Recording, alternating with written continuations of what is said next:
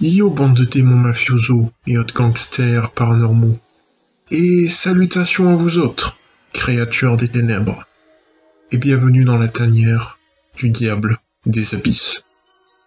Je me nomme Daimon et je suis ici pour faire de vos peurs et de vos cauchemars une réalité. Et aujourd'hui, mes petits démons, on se retrouve pour une nouvelle légende urbaine. Et une légende urbaine qui a fait sa popularité, si je puis dire, au Royaume-Uni, mais surtout qui a effrayé bon nombre de personnes dans l'ouest de la France. Et sans plus tarder, bienvenue pour un nouvel épisode des légendes urbaines consacrées aux lavandières de nuit. Générique.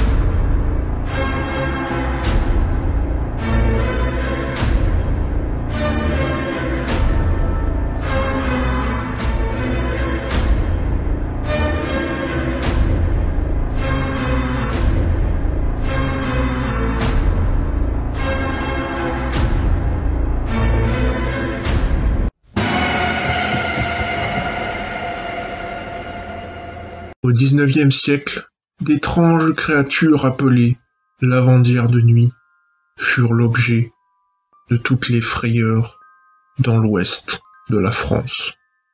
La nuit tombée, on craint d'entendre près des lavoirs les bruits de battoirs annonciateurs de trépas. La rencontre avec la lavandière de nuit, aussi nommée Maoué-Noz ou Cannerenose, est suivie d'une sensation de froid, comme si l'on effleurait l'aile de l'ange de la mort. Selon Tristan Corbière, dans son œuvre Paysage mauvais, la lavandière blanche étale des trépassés le linge sale au soleil des loups. La légende à leur sujet est l'une des plus populaires en Bretagne. On peut également la trouver dans de nombreuses autres régions de la France et du globe. Par exemple, en Écosse, on l'appelle Binnag, qui signifie laveuse. Et en Irlande, elle est connue sous le nom de Bin Naochain, tandis que dans le reste de la Grande-Bretagne, on la nomme Night Washer Woman, c'est-à-dire lavandière de nuit. De Guy de Maupassant à Victor Hugo, en passant par George Sand. Et plusieurs de ces auteurs ont écrit sur le sujet de la lavandière de nuit. Et voici ce que George Sand a déclaré. Il ne fait pas bon croiser leur chemin, pas plus que celui des vapeurs de la nuit, les anaons ou âmes des défunts. La représentation la plus captivante de ces dernières est probablement celle réalisée par Yann d'Argent, dans un tableau célèbre qui se trouve actuellement dans les collections du musée de Quimper. Mais une question se pose. Qui sont ces créatures qui inspirent tant de crainte aux voyageurs nocturnes et aux imprudents qui ont le malheur de se trouver sur leur chemin?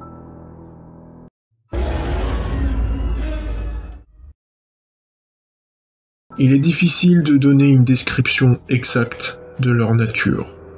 Ce ne sont ni des fées, ni des dames blanches, sorties de leur tombe pour hanter les lieux de leur décès. Tout comme la banshee, créature féminine surnaturelle de la mythologie celtique irlandaise, elles préviennent de l'imminence de la mort, que ce soit quelqu'un qui les croise ou un membre de leur famille. Généralement décrites comme des femmes âgées, on les rencontre souvent en trio, mais il arrive qu'elles se montrent sous les traits de jeunes femmes frêles à la peau très pâle, habillés de lin blanc ou de vêtements traditionnels de la région. Mais ne vous laissez pas tromper par leur apparence légère et douce, car ces êtres possèdent une agilité et une force surprenantes et terriblement effrayantes. D'après une croyance populaire, ces personnes sont en train d'expier une faute grave, un crime ou un péché qu'elles ont commis de leur vivant. En Ille-et-Vilaine, les auteurs d'infanticide cherchent à éliminer les preuves de leurs crimes en lavant des linceuls, malheureusement pour eux, sans succès. D'après Maurice, fils de la romancière George Sand et illustrateur de ces légendes rustiques, celui-ci déclare que, à la pleine lune, on voit dans le chemin de la fond de fond, fontaine des fontaines, d'étranges laveuses. Les fantômes de ces mères cruelles, condamnées pour leurs méfaits, sont condamnés à laver indéfiniment les langes et les corps sans vie de leurs victimes, jusqu'au jour du jugement dernier. Ignorer les morts peut aussi être synonyme de malédiction. À Chantepie, une femme avare qui enterrait son mari dans un tissu déchiré aurait été condamnée à faire partie des damnés.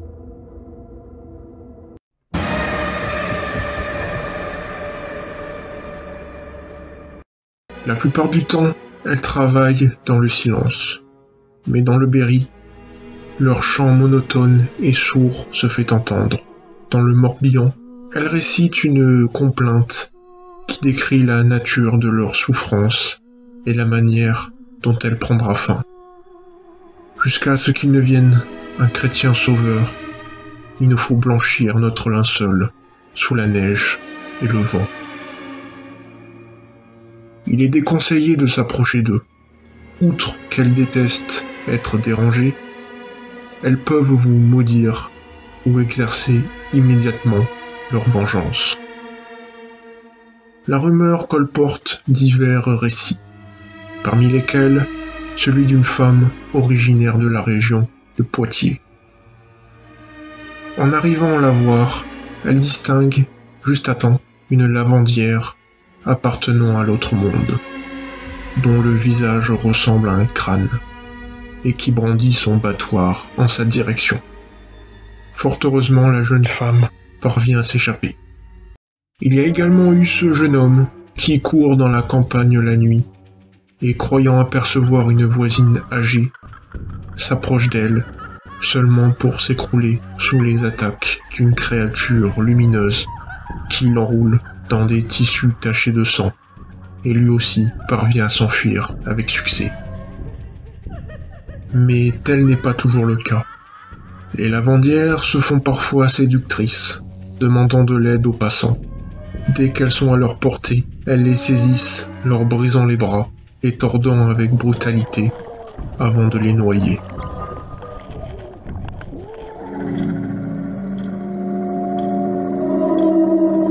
Parfois aussi, elles vous enjoignent de les aider à essorer leur linge. Prenez garde si vous refusez, car elles vous entraîneront dans l'eau. Méfiez-vous cependant de ne pas connaître le même destin tragique que ce pauvre garçon qui a rejoint leur groupe en pensant échapper à une mort certaine. Au départ, il froissa les draps de la même manière qu'elle. Ensuite, de plus en plus effrayé, il les froissa de l'autre côté, et c'est alors que son sang se mit à couler. Nonobstant ces périls, beaucoup de gens sont séduits par les lavandières de nuit. On entend dire que, une fois que l'on a réussi à s'adapter à leur rythme et à les fatiguer, les lavandières sont tenues d'accorder, en plus de la liberté, 3 vœux à la personne qui les a battus, lui assurant ainsi gloire et fortune. Dans la forêt de Brocéliande, ces créatures effrayantes auraient établi leur résidence près du Rocco qui traverse la vallée sans retour. Il se peut que vous les croisiez tard dans la soirée, en particulier la nuit de la Toussaint, ou la veille, qui est la nuit d'Halloween. Ces jours-là, à Calorguin, près de Dinan, en côte d'Armor, les coups de battoir se feraient entendre dans le silence et dans la noirceur qui enveloppe la campagne. Effectivement, dans la nuit du 31 octobre au 1er novembre, les Celtes honoraient la fête de Samhain. Jadis, l'année prenait fin le 31 octobre, et à la tombée de la nuit, on recommençait le 1er novembre, à l'apparition de l'astre solaire. Il existait donc certaines heures qui ne faisaient partie d'aucun moment précis, et faisaient cohabiter l'au-delà et le monde des vivants.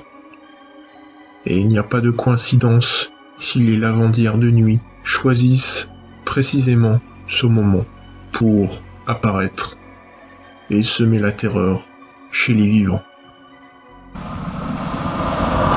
Et voilà mes petits démons.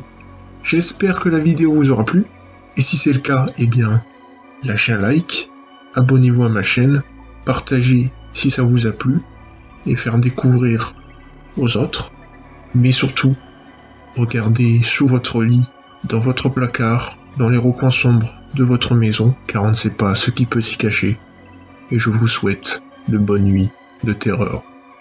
Mais surtout, si vous décidez de vous balader durant la nuit dans les campagnes bretonnes ou n'importe où, si vous entendez des bruits de battoirs ou des chants, fuyez. Allez, ciao.